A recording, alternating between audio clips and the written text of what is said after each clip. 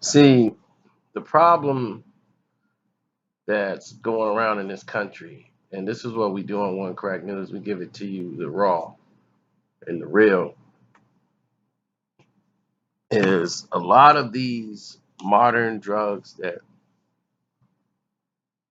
people are using now, the Mollies, the Norcos, Percocets, all these are opioids. You know, old heroin and all that stuff, that's dead. Now they got to find new ways to get you hooked on it. New ways to get you addicted.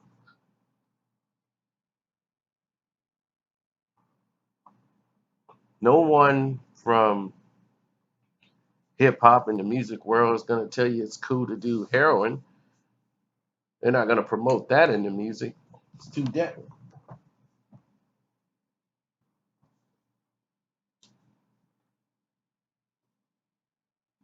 They give it cool sounding names like, yo, Diesel. Yo, we going off that diesel fuel. And that's still not healthy. It's not ideal to do that.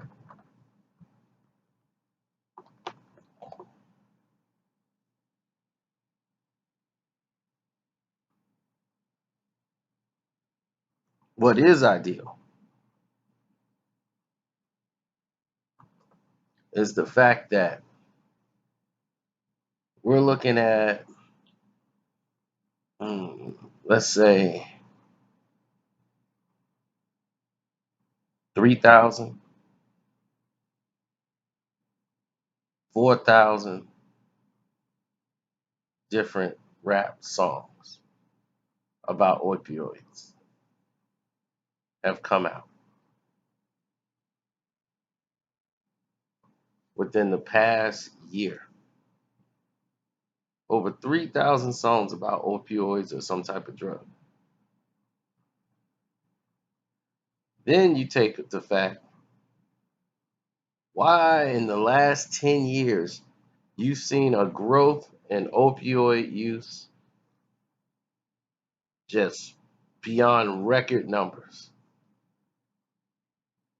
A lot of people are going to blame Lil Wayne for that when it's been going on in the city of Houston for years. Never spread it that, besides out there, never really went that far to where it was in the Midwest, where it was in the South, where it was all the way on the West Coast, Cali, all the no. Now it is the party drug, lean, syrup, the sizzle. They gotta have it. Sipping on scissor. They gotta have it. They gotta have the lean, which has a powerful opioid in it. They gotta have the Molly. They gotta have the Xanax. They have people don't even need this stuff, but they gotta have it. They make deals with doctors. They get prescription pads. And now, because it had crept from the inner city, poor, poverty stricken areas, now it is in areas in which the population numbers are very high as far as their teenage sons of politicians. You've seen dads who are in business and trying to snatch their kids out of school because they're hanging out with kids that are smoking, doing opioids, and they're passing out, doing party drugs that are way too hard than what they did when they were in their youth. Now they're seeing their kids hooked and they're going through this addiction withdrawal and they can't seem to get their kid to kick the habit and they're watching their kid deteriorate in front of their eyes. Naturally, they're going to want to get involved. They're going to talk to their congressman. They're going to put pressure on people. And what you have is a result of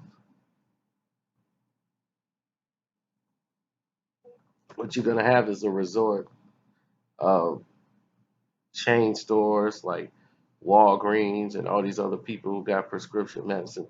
They're not even going to keep it in there. People are breaking in stores. People are breaking out in chills from the withdrawal. They're having heart attacks in their 20s, having heart attacks in their 20s and 30s.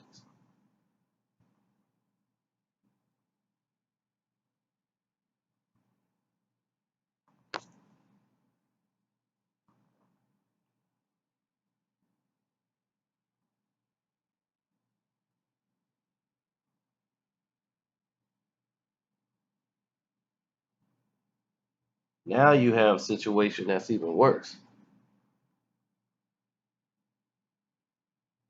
You have a situation in which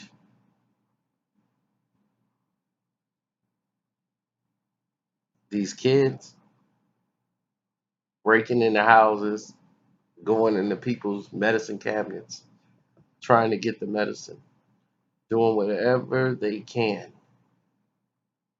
You feel me? Whatever they can so that they can survive. They can make it just to get that fix for some syrup. And Actavis is the company that normally was the medical company that put out the syrup and everything else. And that's hard to get. The price for a bottle of Actavis is street value is very high. So people who can get it, they are in the plus. Now people have found, well, not people, organized crime has found a way to make this profitable.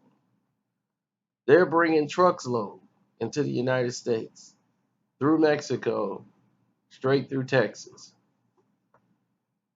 of a knockoff drug called Activia. And Activia has the same ingredients as Actavis. And this is all on the streets, and it is flooded all the way to Santa Monica, California, Beverly Hills, California, Los Angeles. And it's everywhere. And you're seeing more violent crimes. You're seeing more kids OD. And why they try to say, well, the Activia one, you don't know what's in that bottle and it could kill you. And that's that. You're having all of these other kids, all of these other people who believed in trying to make a change and trying to save people's lives caught into something they don't want to be a part of.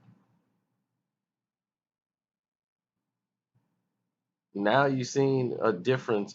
You think that's normal that your kid wants to put tattoos on his face? You think it's normal that they got their whole bodies covered in tats and they got all these crazy piercings? They're doing all this weird attitude changes. Their brains are being affected by these drugs that they think have no effect on them. But not only are they wrong about it, we can see it. We're not on the drugs, so we see it 100%. While the rest of them, oh my God, you just got to pray for them. It's turning these people into savages, and it's got to stop. I'm out.